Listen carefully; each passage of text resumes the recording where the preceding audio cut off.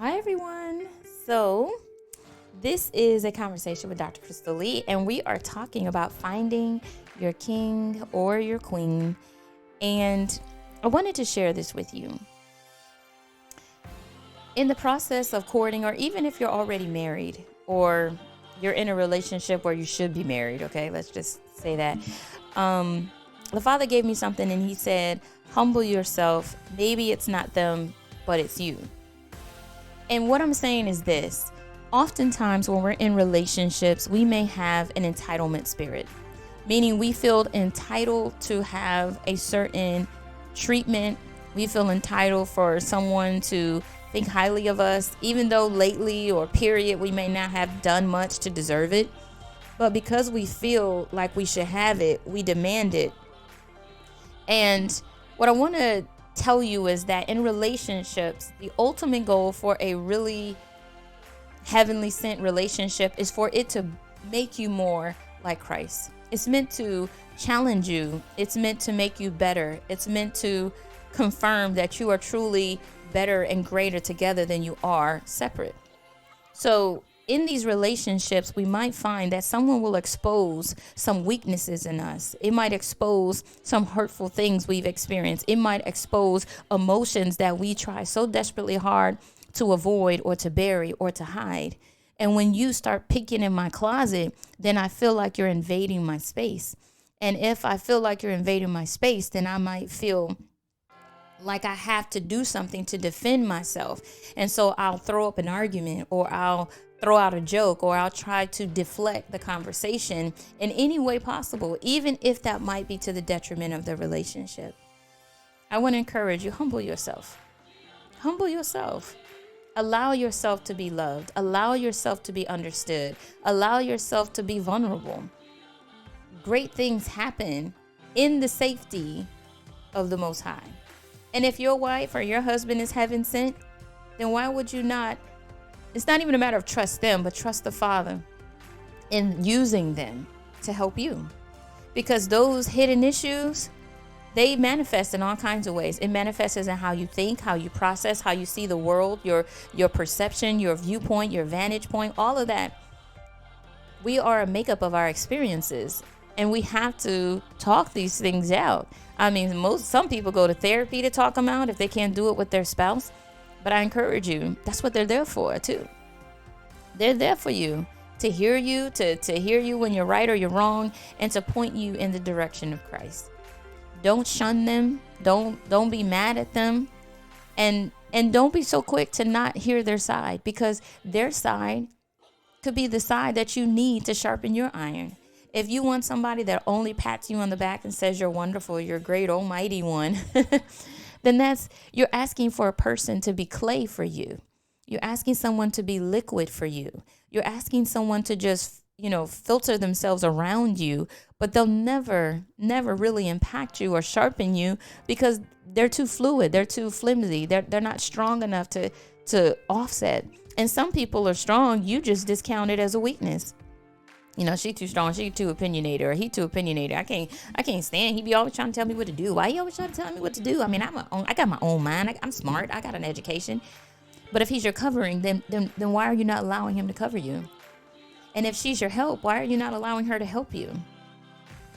So we have to understand that sometimes our problem isn't the person staring us in the face when we argue with them. It's the person staring us in the mirror. It's you. Don't be afraid to change you. People will say, well, that marriage, if you get in marriage, it's just going to change you. It should. It should make you better. It should make you better. What you mean? People crack me up. I'm not going to ever get married because, people just be trying to change me, and I'm not trying to change. So if the Father wanted you to be married to help you change, because maybe changing on your own, you'll never do it. He'll put you in predicaments where you will do it.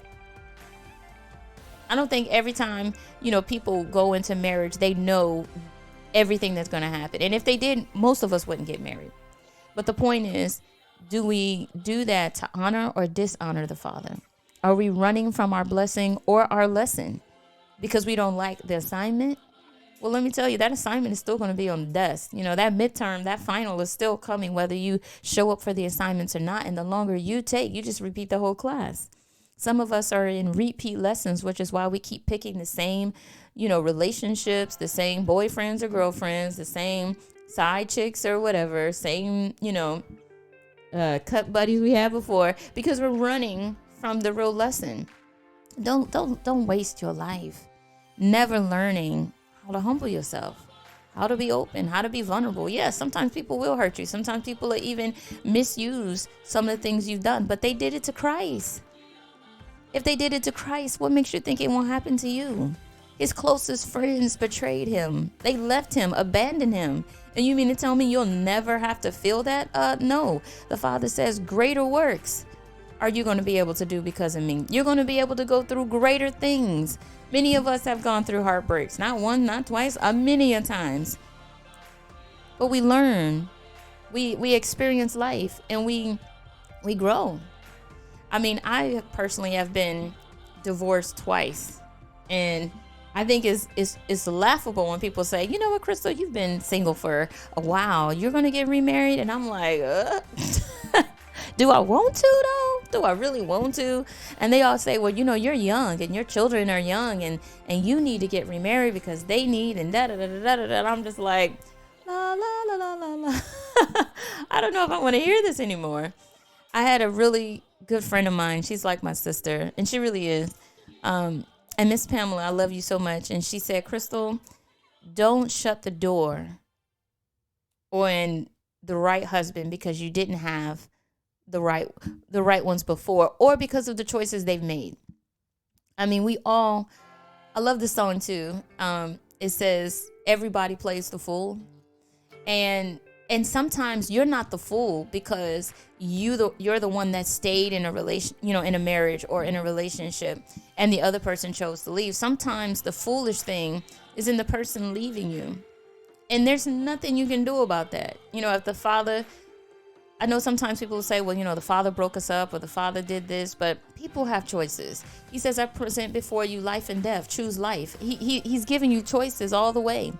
And that's what he's not going to make you do nothing. He can make it difficult for you not to do something, meaning he can put obstacles in your way to help you make the right choice. But he's not going to force feed you a marriage. He's not going to force feed you, discipline. You have to embrace it and do it yourself. And that's how you learn it. No teacher can jam their education in your brain. You have to learn it. And that is true even in relationships.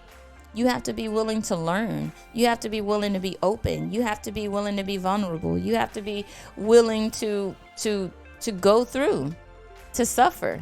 Nobody wants to suffer no more.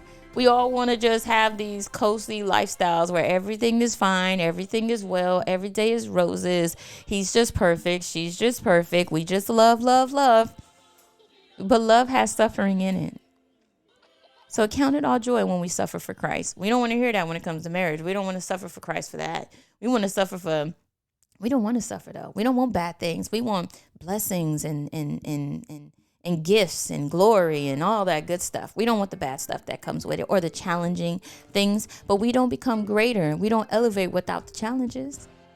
The tests are what show us what we really learned.